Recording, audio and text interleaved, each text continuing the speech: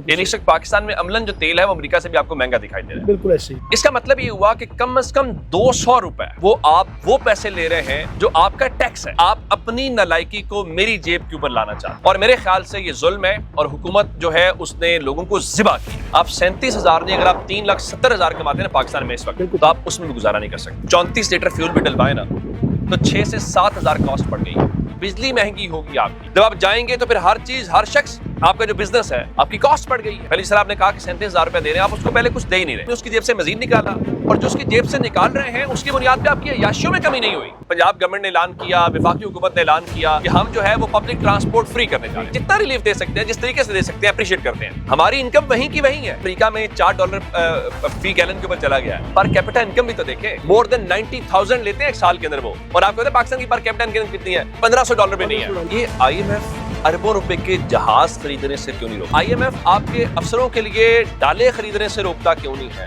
सो IMF भी बड़ा सियाना है, उसके भी पता है कि गुस्सा गरीबों पे निकाल। सर बहुत शुक्रिया आपके टाइम का। साहब सबसे पहले तो ये बताइएगा कि ये जो हुकूमत की जानिब से ये जो प्राइस में इन्फ्लेशन है या इंक्रीज़ है, उसकी क्या वजूहात हैं, पीछे क्या मामला है? आवाम तो परेशान दिखाई दे रही है। एक तो आपका और आपके नाज़रीन का शुक्रिया।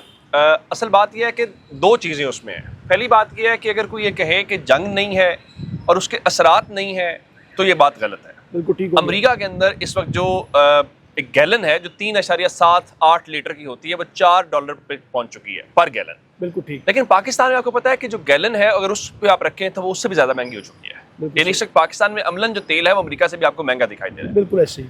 अब इसमें प्रॉब्लम ये है कि दुनिया के हिसाब से तेल महंगा होना इस वक्त समझ आ रही है हर जगह के ऊपर। बिल्कुल सही। हमारा प्रॉब्लम क्या है? आज BBC ने इस हवाले से गुफ्तगू की और BBC ने एक आर्टिकल लिखा कि अगर आप इस वक्त मार्केट की प्राइस देखें ना कि आप कितने में उसको लेके इंपोर्ट कर रहे हैं या आपकी कॉस्ट क्या है, वो कोई 245 लीटर में बनती है।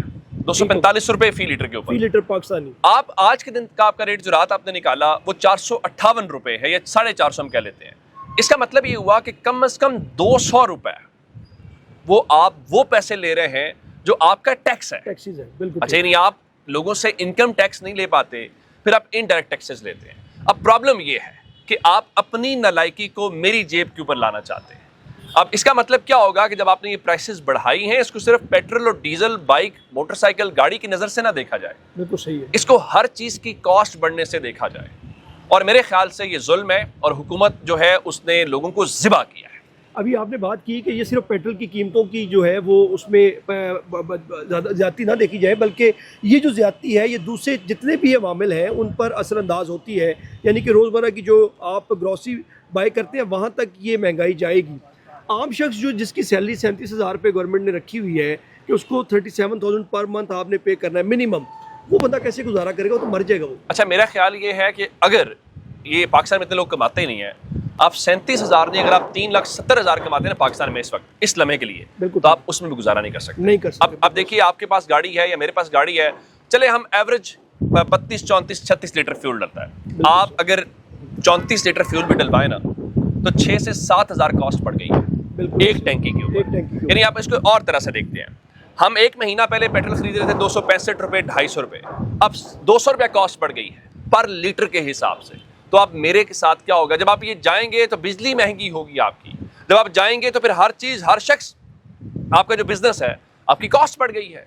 जब कॉस्ट बढ़ेगी तो उसके पास मार्जिन उसका तो बढ़ा देगा। कारोबारी क्या करेगा? बिल्कुल ऐसे ही। सनतकार सेठ ये करेगा कि उसकी जो एक्सपेंडिचर बढ़ रहा है वो आपको मेरी जेब से निकालेगा। आज आपने सनतकारों की बात की तो मेरी आज ये कारोबारी जो कुछ दोस्त बैठे थे उनसे बात हो रही थी, उन्होंने कहा यार हम इस सूरत हाल में, इन सर्कमस्टांसेस में काम ही नहीं कर पाएंगे, क्योंकि जितनी प्राइस फ्लक्चुएट हो रही है, कोई बंदा ना तो कोई माल खरीदना चाह रहा है और ना ही कोई बेचना चाह रहा है। और दूसरी बात यह है कि वो कहते हैं कि अगर कुछ चीज़ें जो अगर हम लोगों ने जो रॉ मटेरियल ख़रीदना है उसको ख़रीदने के लिए भी हमें बड़े जो परेशानियों का सामना हो रहा है कि अगर रॉ मटेरियल पड़ा भी हुआ है वो देने को तैयार नहीं है। तो ये भी एक बड़े सारे प्रॉब्लम जो है वो आम शख्स को देखने को मिलेंगे, कारोबारी अगर इंडस्ट्री की बात की जाए तो। मैंने लफ्ज़ पहले इस्तेमाल किया कि आपने आम आदमी को ज़िबा कर दिया। क्यों कर दिया? उसके ऊपर तो आपने उसकी जेब से मजीद निकलवा लिया। पहले सर आपने कहा कि 37,000 रुपये दे रहे हैं, आप उसको पहले कुछ दे ही नहीं रहे, अब उसको कुछ दे भी नहीं रहे, आपने उसकी जेब से मजीद निकाला, और जो उसकी जेब से निकाल रहे हैं उसकी बुनियाद पे आपकी अय्याशियों में कमी नहीं हुई। हाँ, ये बड़ी आपने बड़ी खूबसूरत बात यानी कही एक है। मुझे कम दे रहे हो, बिल्कुल। जो कम दे रहे हो मेरी जेब से वो निकाल रहे हो, मेरी जेब से जो निकाल रहे हो उसकी बुनियाद पे याशी कर रहे हो। अब हमारी आज भी एक प्रोग्राम में हम लोग बात कर रहे थे, तो उसमें हम लोग आम शहरी से बात कर रहे थे। उन्होंने कहा कि अगर महंगाई है हाँ। तो ये जो अपनी जो सरकारी मुलाजमीन है वहाँ पे कट क्यों नहीं लग रहा, और जो ये जो परचेजिंग है, जो बाइंग हो यानी रही है। एक देखिए, पंजाब गवर्नमेंट ने ऐलान किया, वफाकी हुकूमत ने ऐलान किया कि हम जो है वो पब्लिक ट्रांसपोर्ट फ्री करने जा रहे हैं। अच्छा, अच्छी बात है, अच्छी बात है। चले जितना रिलीफ दे सकते हैं, जिस तरीके से दे सकते हैं, अप्रिशिएट करते हैं। क्या कल secretary transport, secretary local government, secretary health, secretary education, जितने भी डीजीज हैं, डीएजी अफसरान हैं सारे। मैं ये नहीं कह रहा सारे अफसरान अशराफी हैं, सारे नहीं, बेचारे वो भी हम जैसे हैं जो बहुत मुश्किल में हैं, जो ईमानदार लोग हैं, क्या वो भी पब्लिक ट्रांसपोर्ट पे आएंगे? करें ना खत्म सब पे, तय करें कि जनाब कोई गाड़ी निकलेगी। ये बात तो चले बहुत दूर है कि वो पब्लिक हाँ। ट्रांसपोर्ट पे आते हैं या नहीं आते। क्या हम लोग हुकूमत से ये सवाल कर सकते हैं कि जो ये लोग V8 और बड़ी बड़ी गाड़ियां इस्तेमाल करें, क्या वो उन्हें जो इलाके का असिस्टेंट कमिश्नर है, बिल्कुल वो उसके पास 4x4 गाड़ी तहसील है, का ऑफिसर होता है गवर्नमेंट का, ऐसे ही है, एग्जीक्यूटिव ऑफिसर ऐसे होता है, ही, वो ऐसे चलाता है, तहसील का हेड है, अमलन। बिल्कुल उसकी गाड़ी कौन सी होती है? 4x4 minimum. चले आप क्राइम को कवर करते हैं लाहौर में, जो डीएसपी है वो कौन सी गाड़ी में जाता 4x4 डबल कैबिन डाला है या है? बड़ी गाड़ी गैर मामूली हालात में या इन मारूजी हालात में, जिसमें आपकी मेरी या गरीब आदमी की जेब के ऊपर असर पड़ रहा है। देखिए हुआ क्या है, आपकी मेरी जो है वो इनकम वो नहीं बढ़ी, हमारी इनकम वहीं की वहीं है।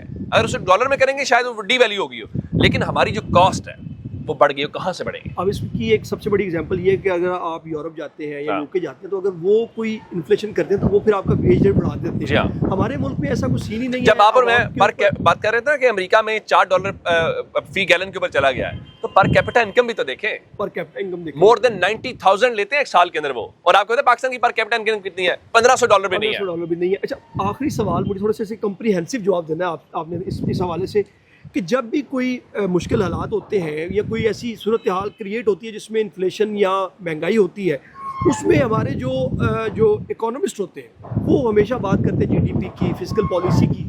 हमारे मुल्क में जीडीपी का पता ही नहीं है, और उस जीडीपी को कैसे बढ़ाना है कभी कोई बात ही नहीं हुई। अगर आप उस जीडीपी को ठीक कर लें तो इस तरह की जो आप चीज़ें फेस कर रहे हैं उनके साथ आप मुकाबला कर अच्छा, मैं इकोनॉमी को समझता हूँ अपने घर की किसी भी खातून से, बिल्कुल। वो आपकी वालिदा हो सकती है, आपकी बहन बेटी हो सकती है, आपकी बीवी हो सकती है, बिल्कुल ऐसे ही है, उनसे बेहतर इकोनॉमी कोई नहीं समझ सकता। बिल्कुल ये जो सारे लफ्ज़ हम इस्तेमाल करते हैं ना, जीडीपी, ट्रेड डेफिसिट, ये फलां हो गया, वो हमें समझ नहीं आती। नहीं आते, बिल्कुल हमें कॉस्ट बेनिफिट एनालिसिस उन्हें समझ आती उन्हें है। आती है। कैसे? वो किचन में जाती हैं, वो सब्जी लेके आती हैं, वो ग्रॉसरी लेके आती हैं, उन्हें पता है पिछले महीने क्या था, पिछले हफ्ते क्या था, और आज से 5 साल पहले क्या था। उन्हें पता है इकोनॉमी डिलीवर कर रही है नहीं कर रही, गरीब आदमी पिस रहा है कि नहीं पिस रहा। रही बात दूसरी बात, ठीक है, देखिए जब आपके पास, जब हम हुकूमतों से बात कर रहे हैं, आप लोगों की जेबों से पैसे क्यों निकाल रहे हैं? टैक्स कलेक्शन नहीं हो रही। एक तो लोग पाकिस्तान में टैक्स देने का रिवाज नहीं है, नंबर रिवाज 1। नहीं। नंबर 2, जब आपकी इकोनॉमिक एक्टिविटी नहीं होगी, लोग पैसा कमाएंगे तो पैसा लोगों से लेंगे। हम पैसा कमाने के लिए इंसेंटिवाइज नहीं कर रहे, जो कमा रहा है उसको भी दबाने की कोशिश कर रहे हैं, लेकिन लोगों के पास जो पैसा मौजूद है वो उनकी जेबों से निकालने की हम पूरी कोशिश करते हैं। हमारा प्रॉब्लम ये है। एक और सवाल मेरे दिमाग में आया कि अभी मैंने गुज़िश्ता रोज़ जो है वो एक वीलॉग किया। वीलॉग में मैं एक खबर पढ़ रहा था कि पाकिस्तान ने IMF के साथ प्रॉमिस कर लिया है कि वो प्राइस बढ़ाएंगे, जो कि उन्होंने बढ़ा भी थी पेट्रोल की प्राइस। हाँ। लेकिन उसके साथ साथ IMF ने ये कहा कि हम लोग बेनजीर इनकम सपोर्ट जैसे जितने भी प्रोग्राम्स पाकिस्तान में चल रहे हैं उनमें और पैसा फेंकेंगे और मराद देंगे। यानी कि अगर 2 लाख बंदे को वो बेनजीर इनकम सपोर्ट से पैसे मिलते तो अब तकरीबन 12 लाख लोगों को मिलेंगे। अगर 12,000 रुपये मिल रहा था तो अब 19,400 मिलेगा, और समाही जो 6 महीने के बाद उस जो कैंडिडेट को 5,000 रुपया एक्स्ट्रा भी देंगे। एक तरफ IMF हमें इस तरह से मुराद दे रहा है, रिलीफ दे रहा है, दूसरी तरफ हमारे ऊपर ये इतनी कदगन लगाता है कि एक आम शख्स जो पेट्रोल इस्तेमाल कर रहा है, ये क्या पॉलिसी है? इस पे हमारे मेरा सिर्फ एक सवाल है सर। ऐसा ही होगा जैसा आप कह रहे हैं। जी जी, ये IMF अरबों रुपए के जहाज खरीदने से क्यों नहीं रोकता? क्यों नहीं रोकता? बिल्कुल ऐसे ही है। ये IMF आपके अफसरों के लिए डाले खरीदने से रोकता क्यों नहीं है? ये IMF जो है इस मुल्क की जो सियासी अशराफिया है, इस मुल्क की जो अफसर शाही है, उनके लिए रुकावटें क्यों नहीं खड़ी करता? उनके अफसरों के अंदर शस्ते क्यों नहीं रुकते? ये मेरे और आपके क्यों रुकते हैं? बिल्कुल ऐसे ही। सो IMF भी बड़ा सियाना है, उसके भी पता है कि गुस्सा गरीबों पे निकालता है। असल में फिर आप इसको इस तरह कह सकते हैं कि ये फिर वही दौर है जिसमें सिर्फ और सिर्फ गरीब को उतने पैसे देने जिससे इस मुल्क में नहीं, इस दुनिया में 2 ही निज़ाम है, एक गरीबों का निज़ाम है और एक अमीरों का निज़ाम, और हम गरीबों के निज़ाम का हिस्सा है। बहुत शुक्रिया। उमर दराज गोंदा साहब मेरे साथ मौजूद थे और आज हम पेट्रोल की कीमतों के हवाले से बात कर रहे थे। आपके टाइम का सर बहुत शुक्रिया। जनाब। हमारे चैनल को लाइक और सब्सक्राइब जरूर कीजिएगा और कमेंट बॉक्स में अपने ख्यालात का इस सारी डिस्कशन के हवाले से इजहार जरूर कीजिएगा। हम हो सकते हैं अगले प्रोग्राम में उन सवालों का जवाब भी दें। हमारे चैनल को लाइक और सब्सक्राइब करने के साथ साथ अगली खबर और वीलॉग तक के लिए मुझे दें इजाज़त। अल्लाह हाफिज़।